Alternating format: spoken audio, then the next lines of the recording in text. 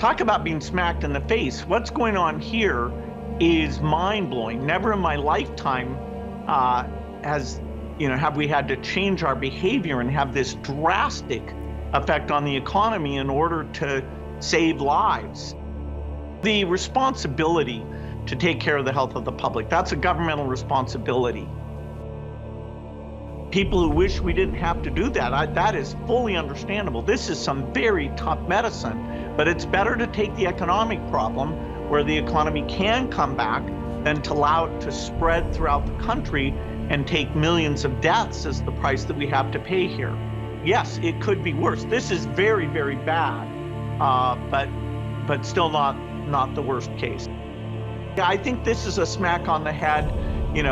This will cost trillions of dollars. They just passed a $2 trillion relief bill, and now they're talking about more. So it'll look almost trivial compared to the price we're paying now.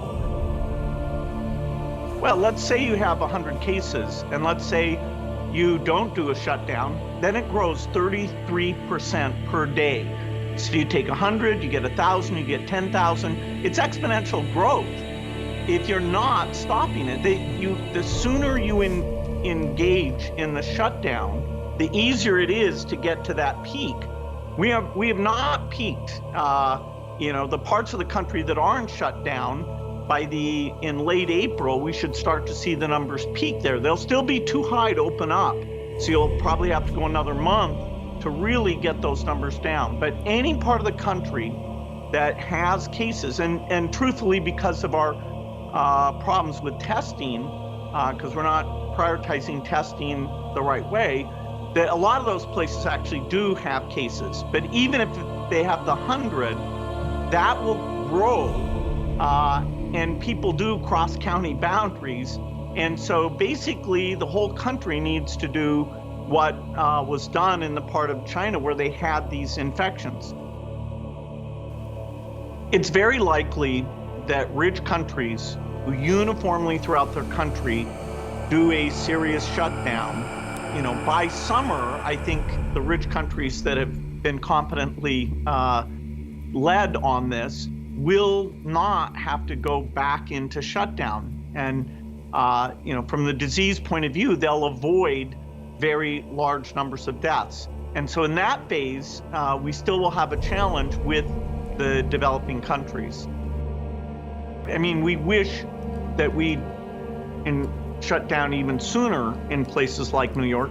Then you would have not had the medical overload that is such a huge challenge for them.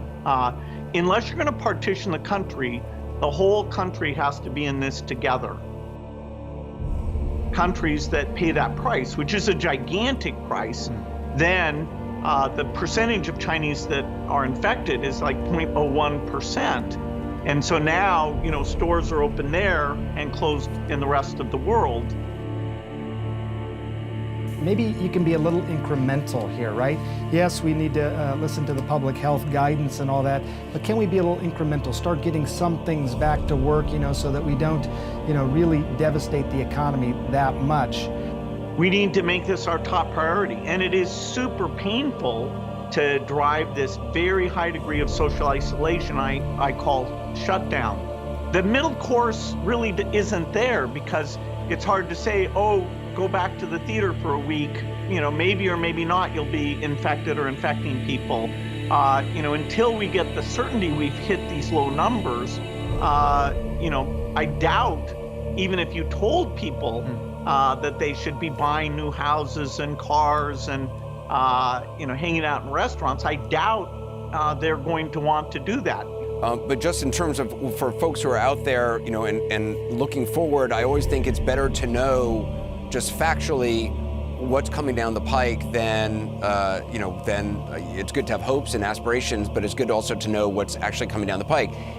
For people who are believing or imagining that, in middle of April or early April, people are going to be able to gather together in churches for Easter celebrations or, go back to work in a regular way, it's sounding like you're saying that you don't believe that's realistic.